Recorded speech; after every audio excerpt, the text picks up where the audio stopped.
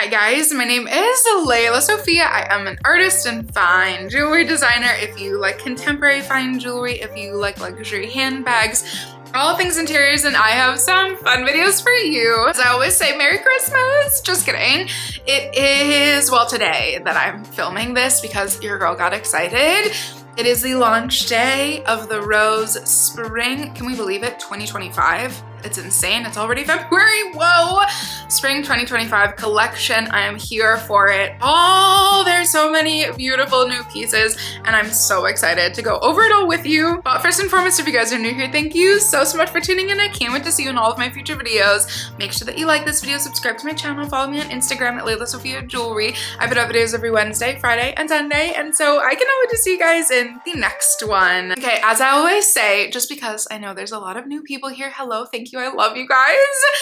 Because even though the Rose is my favorite brand, because they don't make clothes in my size currently, which always just, you know, makes me sad a little bit, I always just go over the accessories and the handbags, not in protest, but also I feel like because I don't own anything, I can't really speak about it. I can't buy any of it, you know, so that's my own little way of hoping one day that more brands extend their sizes. Please and thank you, that's all.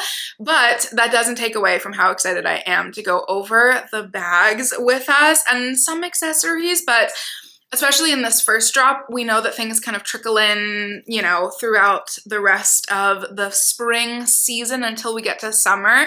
But this initial drop had a lot of new bags, a lot of old bags, some gorgeous new colors, and so that's going to be the main focus of today. I think because there were, like, not that I was surprised, but there were so many bags that were brought back from last year's, literally exactly a year ago, spring 2024. Again, time is crazy. It's crazy how far into the 20s we are, halfway. A lot of bags were brought back.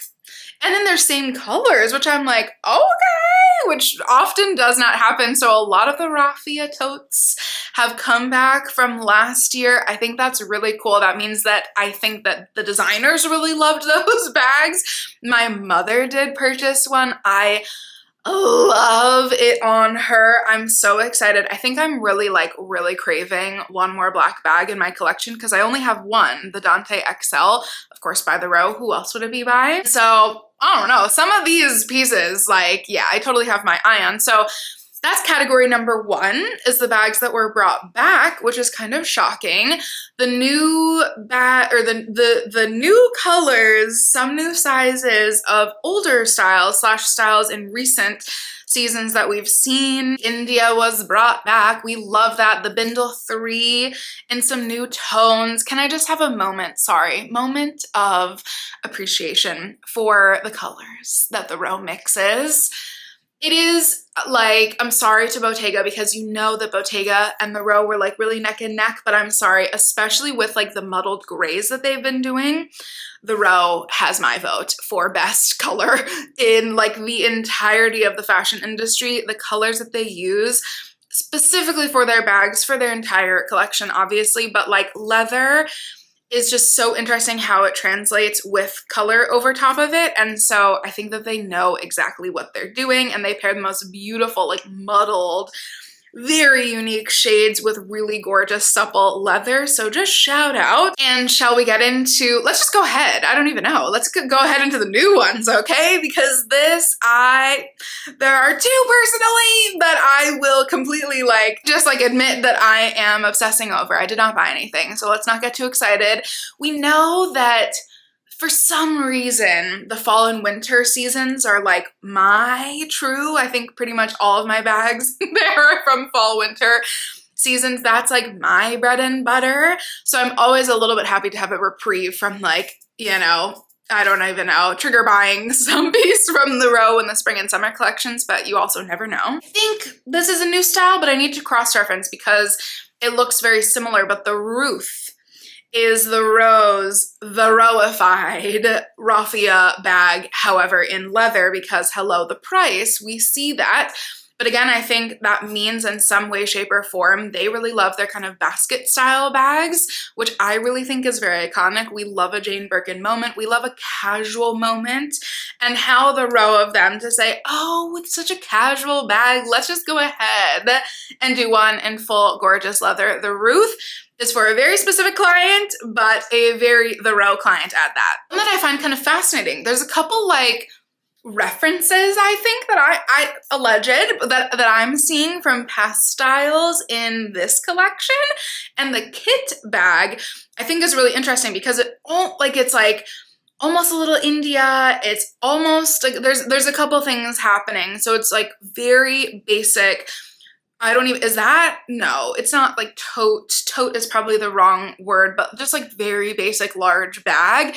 The handles, I think, is quite fascinating. I will be very curious to see how people like that one with a handle that is quite literally, I mean, everything is built into a bag, but a handle that is quite literally built from the lining of a bag.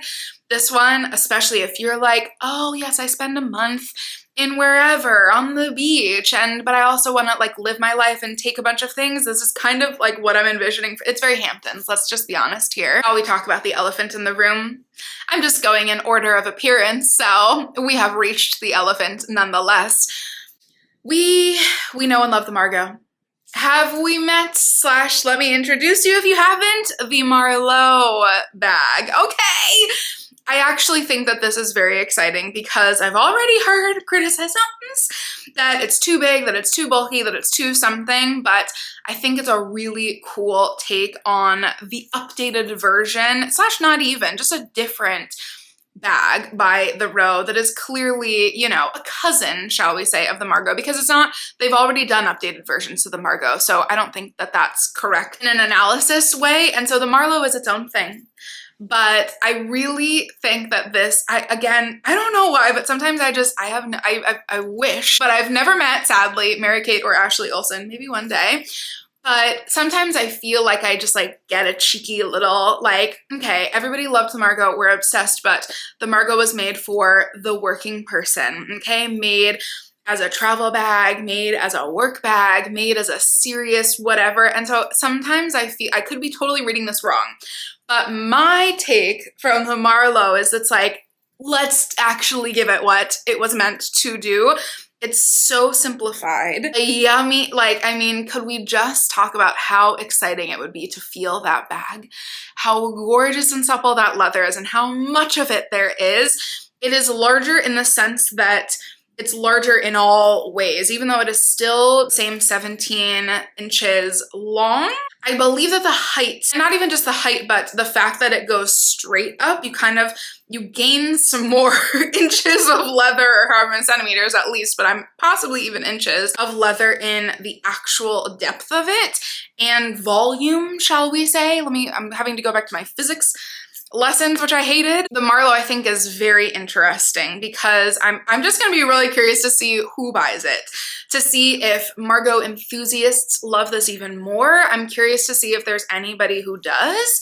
I'm curious to see if it doesn't go anywhere. I think that it's really cool. It's the like little bit, I don't know, there's something feels like very serious about it, but I can also see it being perfect for having so many different size iterations because it's so simple yet voluminous, shall we say? Of course, I can't pronounce this one, the Juve or Jove, something like that bag.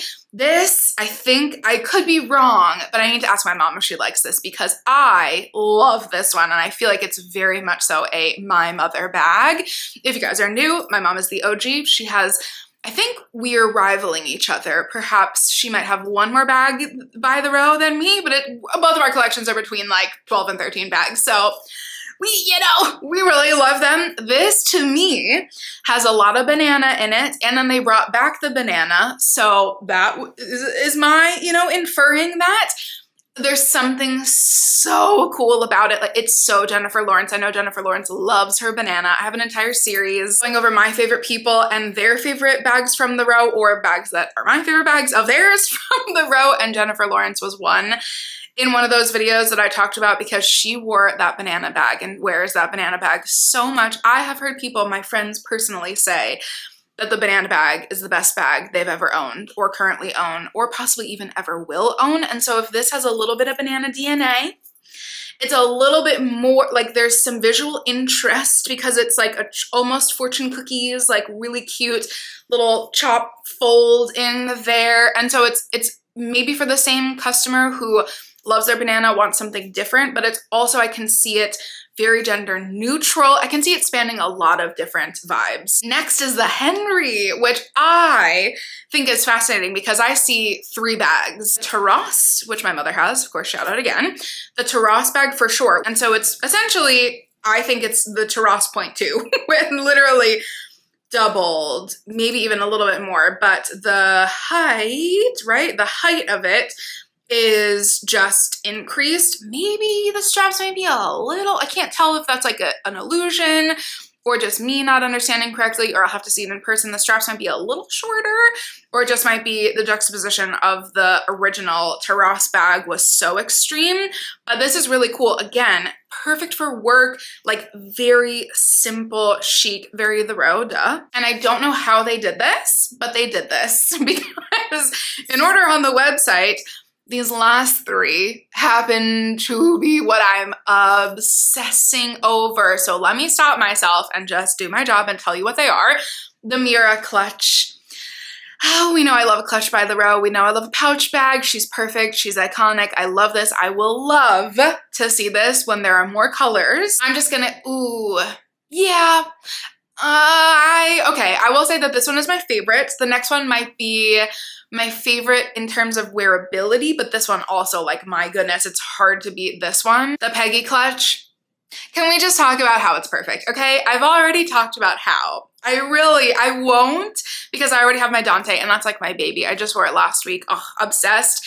But there's just, I don't know, there's just like a really special place in my heart that I cannot afford for like, A, point blank period, I cannot afford, but then B, like doesn't need a space in my collection. The Margot clutch, I was obsessed with. I am obsessed with, even if there's one, you know, floating around on the pre-loved market or a stockist of theirs. And this is that minimized, and I really would like it. And it's not just you know, I love a twofer, like my little Abby bag. Oh, look at come through. As I pointed out, there's a little drop of sun, like my Abby bag that's right next to my Sophia. It's convertible. It can be a crossbody, or I don't even know if it crossbodies, but at least there's a strap and then a clutch. Say less. You know, if there's one on my list, it's this one. And also the next one, because I think I even said this when I went over this collection, when we just got the lookbook images, which are stunning. The to-go, I have to stop myself. The to-go tote in the large and in the small. Something about me needs it. Okay, again, I said I'm not gonna buy anything right now, at least, but you know, in the next couple months, weeks, whatever, when I go to the row and do my little pop-in, hello, can I just see some of these pieces in person? I will be needing to see this because, like, who doesn't need a tote, you know? Like, who doesn't need a tote just for their laptop, just for whatever? It's just like, keep it simple, stupid. You know what I mean? Like, this is where the row shines, and I'm about to get real annoying, real in the nitty gritty of why I love the row, because how can you mess up a tote, right? But the reason I love this one so much is because of the lines, right? The way that it's cut, I know it's so ridiculous, but there's just something so chic about how they cut it. There's something so chic about how it falls. I think it will probably like fall into a gorgeous puddle of yummy leather. And it's so cool the way that they translated it from, because you see a normal size tote all the time, but you don't see that many flat, small little totes. And I think, again, the same thing as before, like I wonder if the small perk tote customer will also like the small to-go tote. I actually genuinely don't know which one I would want more. I kind of this week have been like, do I need a perk tote north-south? Maybe. But then this released and I was like, maybe I need this one, because something about living in New York City, I get a little nervous of the perk totes because I don't know, I'm just paranoid. I'm just a paranoid person, and I've lived here forever. And so it's, you know, it's always in my brain that somebody will just reach in and grab something. And this actually, you know, regardless of the closure, it actually is a lot more intimate, shall we say. It's very close to your body. It's really pretty. If we can't tell, I'm convincing myself. I love all of these bags. I think that they kept it very true to themselves. I mean, not like they ever don't, but take my Everett bag, for example. There are some seasons that they go like so push the boundaries. Maybe not even in shape, but they'll do a crazy, you know, gold moment occasionally. They'll do some really beautiful, a little bit more avant-garde shapes, styles, colors, and this one just feels so true to the row. This is also the first collection, I believe, just to end with, that, I mean, it could have been the winter, but I assume this is the first like full collection with their new investors. So I wonder if there will be a change in their stock amounts. I wonder if there will be a change in how many drops we'll get. I wonder if there will be any changes. But for now, I think that to me, as the row enthusiast and collector, I really appreciate this collection because something about it, again, I'm just completely inferring all these things, but something about it says, don't worry, we're here. We're gonna stay as ourselves. We're always gonna be us. It feels so true to them. Even the fact that they brought back more styles feels like, it feels different. It feels new, as in normally they're one and dones, and something about it is like, guys, we're here. Okay, we got you. We just, you know, took on some more investors, and that's all. So that's my interpretation of that. I am so excited to hear everybody's thoughts. The collection in general, Dakota, I need you, okay? Sorry, I'm calling you out. I'm gonna need you to do another reel doing your version of these outfits because this collection in totality is so stunning. I think that sometimes you just truly see one designer in the collection, and this to me is a true Mary Kate collection, and I, needless to say, I'm completely obsessed. I'm going to repeat myself and say again, I cannot wait to hear all of your thoughts. Thank you guys so much as always for watching, and I can't wait to see you in my next one. Bye guys.